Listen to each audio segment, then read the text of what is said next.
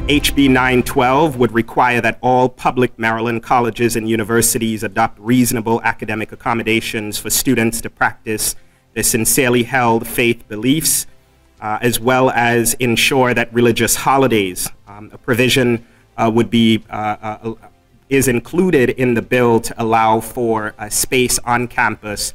so that in addition to recognizing religious holidays, students are able to practice their beliefs. We are calling on lawmakers in the Maryland General Assembly to support House Bill 912. This is a really critical bill that would support students' success in Maryland and hopefully beyond, as well as other states, use this as a model to also have equal religious accommodations for students across the nation. And I have seen firsthand how important it is for religious students to have a space that not only congregate, but feel a sense of belonging in as well.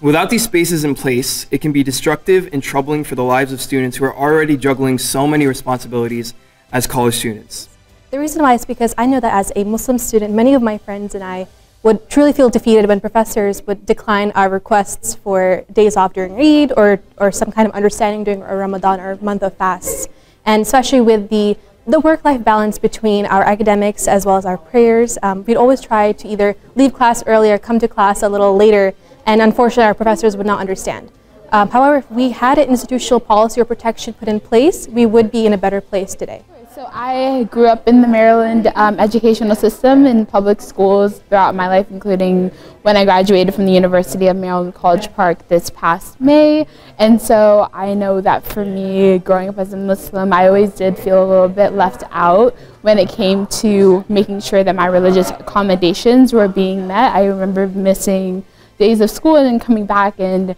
having to kind of catch up and not really getting an understanding from my teachers, as well as just struggling to be able to find a place to pray around the school where I feel like I'm kind of out of people's way without people like walking past me or distracting me or anything like that. So that's why this bill is really important for me, to make sure that future generations don't have to go through what I did. So after this committee meeting, we are going to try and consistently push to urge lawmakers to support this bill and pass it because of how necessary it is for all students across all of Maryland.